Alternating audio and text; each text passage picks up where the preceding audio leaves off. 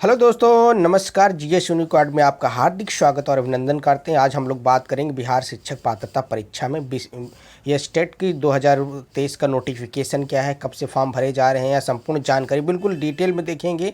क्या क्या सब्जेक्ट है, इसका एग्ज़ाम कब होगा, क्या इसके मतलब प्रोसेस है, सारी चीज़ें। चलिए शुरू करते हैं।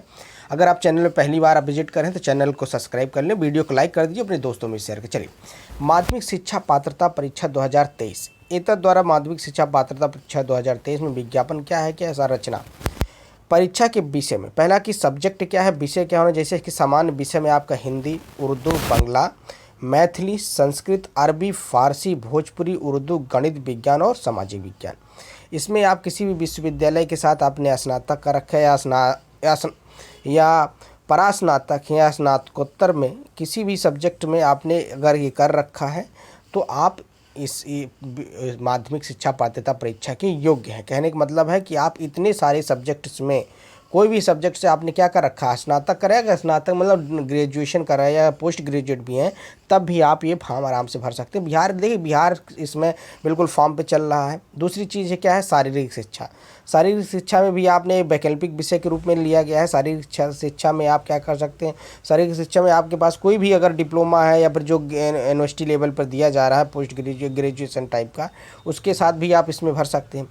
और दूसरी चीज़ है कि शारीरिक में 3 वर्ष की अवधि या स्नातक या बीएड पाठ्यक्रम के साथ स्नातक, खेल कूद या कोई भी एथलेटिक्स में आपने भाग लिया है जो कि आपके पास सर्टिफिकेट हो तो आप इसको भर सकते हैं।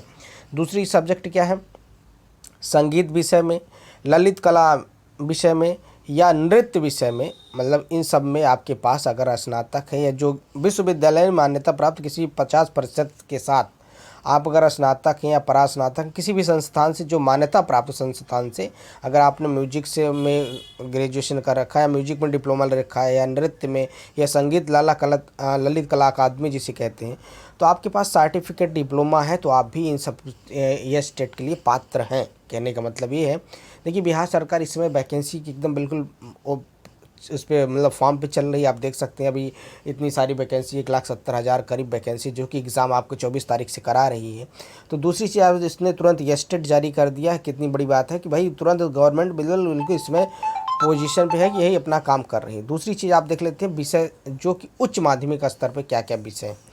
उच्च माध्यमिक स्तर, अभी तक तो ये माध्यमिक स्तर था, अब उच्च माध्यमिक स्तर पर आपके क्या सब्जेक्ट होने चाहिए। पहला तो हिंदी, उर्दू, अंग्रेजी, संस्कृत, बांग्ला, मैथिली, मगही, अरबी, फारसी, भोजपुरी और गणित, भौतिक विज्ञान, रासायनिक विज्ञान, जीव विज्ञान, इतिहास, भूगोल, राजनीतिक शास्त्र, समाजशास्त्र, अर्थशास्त्र, दर्शन शास्त्र, मनोविज्ञान और गृह विज्ञान।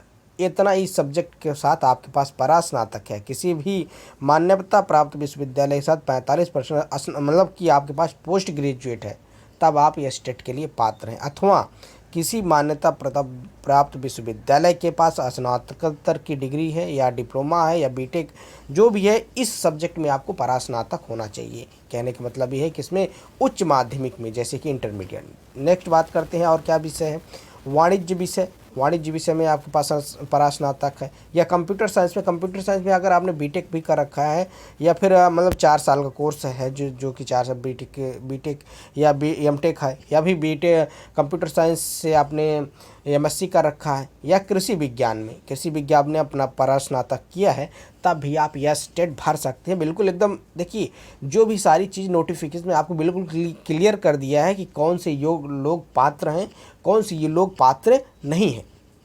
अगर आपको देखिए, दूसरी चीज़ है कि अगर किसी भी विश्वविद्यालय पे, जो मान्यता प्राप्त विश्वविद्यालय है, कहीं से भी आपके पास ये सारी डिग्रियां होनी चाहिए, तभी आप इसके लिए एलिजिबल हैं।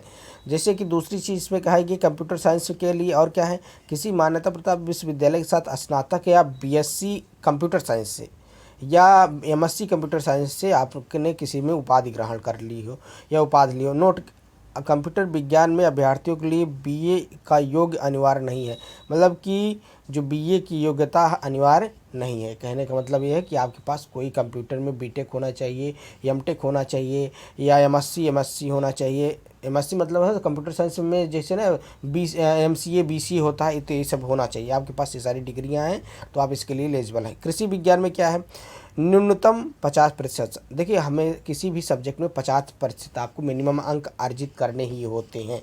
आगे बात करते हैं और क्या चीज़ें हैं, जानकारी है। चलिए देखिए, प्रश्न पत्र क्या रहेगा। प्रश्न पत्र आपका ऑब्जेक्टिव टाइप से रहेगा। 150 प्रश्न होंगे और जो भी कुछ चीज़ें हैं, तो कहने का मतलब है कि और आपका विज्ञान और कला से संबंध दक्षताओं में 50 प्रश्न होंगे। कुल मिला के आपको 50-150 नंबर का प्रश्न होगा। इसमें कोई नेगेटिव मार्किंग नहीं होगी। जो आपकी आयु सीमा है, आयु सीमा आरक्षित वर्ग के लिए 37 वर्ष, उसके बाद 40 वर्ष, मतलब कि अनारक्षित वर्ग जो जनरल के लिए 37 वर्ष, और उसके बाद जो SC OBC हैं इनके लिए 40 वर्ष होनी चाहिए। मतलब कि आपकी जो एज में छूट दी जाती है वो गवर्नमेंट के अनुसार आपको छूट मिलेगी, 5 साल, 3 साल, 2 साल, ठीक है ना। तो दूसरी चीज़ ये क्या है कि आपके पास कुल जो प्रश्न होंगे 150 प्रश्न होंगे, कोई निगेटिव मार्किंग का प्रावधान नहीं किया गया है, आप ये देख सकते हैं। और आपकी अर्हता के अनुसार जो सब्जेक्ट वाइज है उसी अनुसार पेपर प्रश्न बनेगा। निगेटिव मार्किंग नहीं होनी है। आपको मिनिमम क्वालिफिकेशन भी तय कर दिया गया कि आप अगर इतने नंबर लाते हैं तभी आप इसमें एग्ज़ाम में पास होंगे। कहने का मतलब एक क्वेश्चन 1 नंबर का रहेगा, 150 क्वेश्चन का आपका एग्ज़ाम होने वाला है।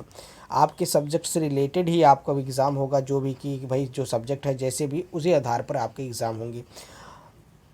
और बात कर लेते हैं कि अर्हता क्या रहेगी। जो कि मतलब कि जो लोक सेवाएं वहाँ के जो कि सारे बिहार पात्रता परीक्षा में जो सारी चीज़ें आपको बताई गई हैं कि जो उम्र सीमा या फिर कि जो अभी पैटर्न बताया गया है कि एग्ज़ाम पैटर्न में क्या है कि विज्ञान और कला में आपके 50 अंक होंगे और सामान्य जो भी सब्जेक्ट है उसमें 100 प्रश्न होंगे। कुल मिला के आपका 150 नंबर का पेपर होने वाला है।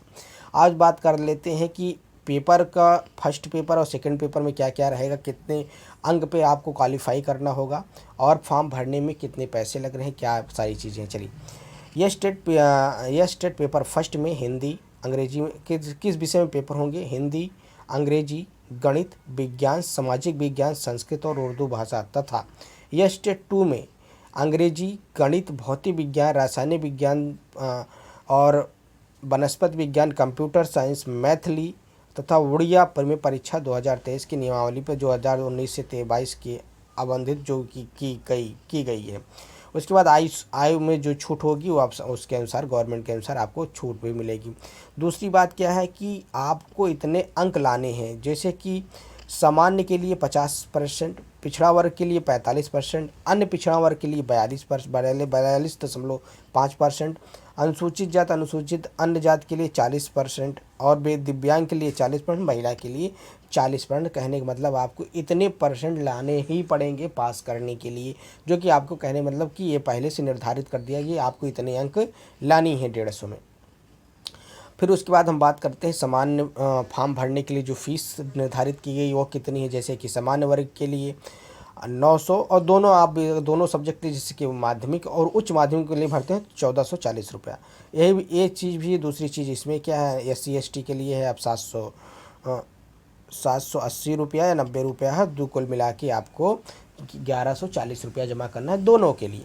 कहने का मतलब है कि आपका फिर जो फीस है एक क्राइटेरिया बताएगी। अब आप बात करते हैं मोस्ट इंपॉर्टेंट टॉपिक इसमें किया है नॉर्मलाइजेशन को लेके, कि जो आपका पेपर होगा कई शिफ्ट में हो सकता है, तो कई शिफ्ट के लिए आपको नॉर्मलाइजेशन मतलब है कि आपको जो 50% मार्क लाना है उसमें भी आप मतलब कि अगर आप लाते हैं जो फिर अगर 15% कितना हो गया, 15% मतलब कि आपको 75 नंबर लाना है। 75 नंबर से ऊपर लाते हैं तभी आप पास होंगे जो जनरल कैटेगरी के हैं। तो इसमें आपका नॉर्मलाइजेशन भी होगा। नॉर्मलाइजेशन में मतलब आपके 2-4 नंबर बढ़ भी सकते हैं, ज़्यादातर बढ़ते ही घटते नहीं हैं। देखा जाएगा तो आपके नंबर अगर 70 आ रहा है, 72 आ रहा है तो आपको 75 हो सकता है। शिफ्ट के जैसे पेपर में हार्ड और टफ के बारे में बात की गई। उसके बाद फॉर्म भरने की डेट आपकी 9 अगस्त से लेकर 23 अगस्त तक है। मैं देखिए बहुत कम समय दिया गया है कि आप ऑनलाइन आवेदन करेंगे, ऑनलाइन ही आपको फॉर्म भरना है और ऑनलाइन ही आपकी सारी प्रक्रिया होनी है। तो आप 9 अगस्त से लेकर 23 अगस्त तक ये सारी प्रक्रिया फॉर्म फिल करने की प्रक्रिया कंप्लीट कर लें। और इसके बाद इसके लिए आयोग का कह रहा है कि भाई इसके पहले या फिर उसके बाद जो डेट के बाद आपकी कोई वरीयता नहीं दी जाएगी, आप उस इसमें अगर